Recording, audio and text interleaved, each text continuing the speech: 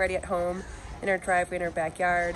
So our kids are running around, dogs are running around, we're running around crazy trying to get everything together. So this is our mode of transportation for our second honeymoon out in Arizona and Utah. More details to follow. We're gonna see what Dan's doing over here. Hey, honey. Hey, beautiful. So this truck we just got done. This is a 1958 Willys wagon. We'll probably do a video on the whole truck and the whole build later. One of the things I want to talk about overlanding and mention is that you need to have your gear secure. In the event of a rollover, a car accident, even just bouncing down a bumpy road where things shift in place, it's always best to secure the load that you have in the vehicle. So what we're doing, and is we're installing, I always call these aircraft seat tracking, but the company calls them aluminum logistic tracks.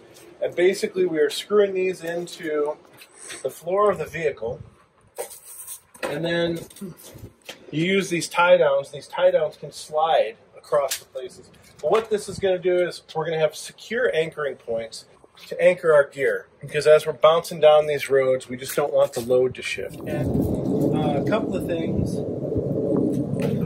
common sense one, look underneath the body of the vehicle. Make sure you're not drilling through something that you need, something important, like a gas line or electrical lines or things like that. Okay. So what we've done is we've pre-drilled holes that are much smaller than the diameter of the screw, but will allow the screw threads to gain grip. And then we're just basically inserting and putting this track into the vehicle. So with that tracking, that should stay tight. Use as short a screw as possible so you get full penetration on the screw and full bite, but you don't want to have screws sticking out too far below it. So as I mentioned, we're using what I always called aircraft seat tracking, but this type of tracking comes with, it doesn't come with. You can buy various types of clips. It's a real simple looking mechanism, spring loaded, and spring loads into a channel. Into the hole, you kind of put it right in the middle and you drop that into place. And now that's supposedly will hold 1,000 pounds. It'll actually hold more than the screws that we have these mounted with, but it'll definitely stop your load from shifting, and it'll hopefully stop everything from moving in an accident unless you're at a real extreme speed. Hey Roman, what do you have there? A toilet when you're camping, and these are what you kind of use with it. Very good. So we have our trusty Clean Waste portable toilet that we've traveled with for several years, and this is our go-to toilet when we're camping. Has little waste bags that clean up everything really nice. Those are the waste bags. It is a necessity for us. We also don't share it with anyone other than our immediate family members. Along with the portable toilet we have there, we do have the, what is this called, buddy? The poop tent. The poop tent for privacy. So we are bringing this along with our trip too.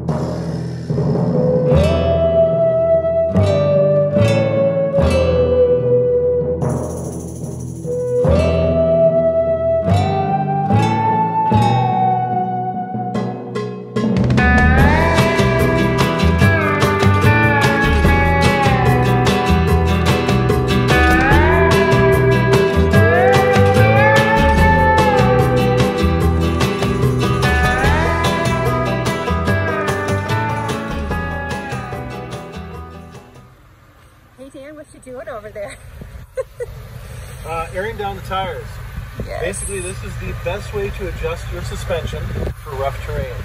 Your tires are way better and easier tunable than your shocks.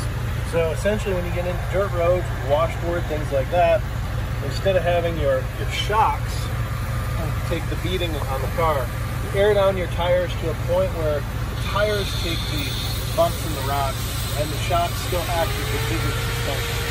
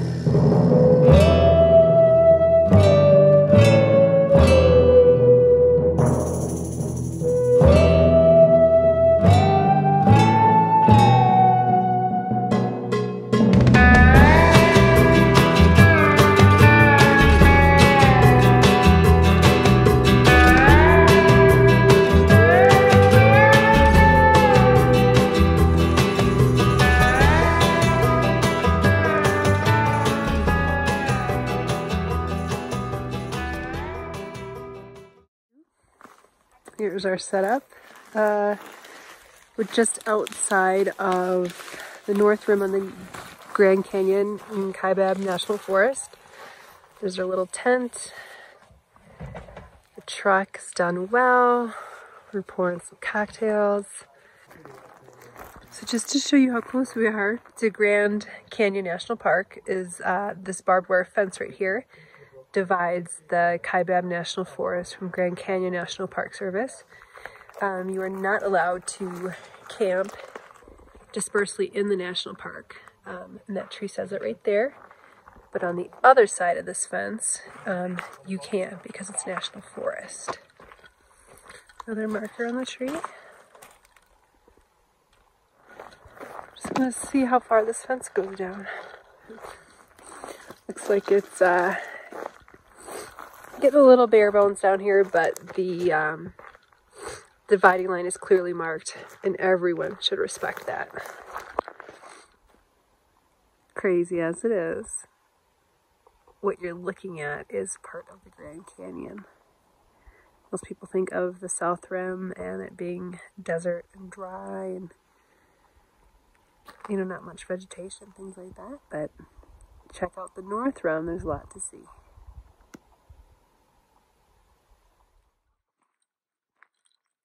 The beauty of dispersed camping is, I think, obvious that you don't have to camp on top of each other. You don't have to camp in a campground. You don't have to listen to neighbors while you're camping, which I think kind of defeats the whole purpose of getting out there and being alone and by yourself and with nature. It's a big fan of dispersed camping.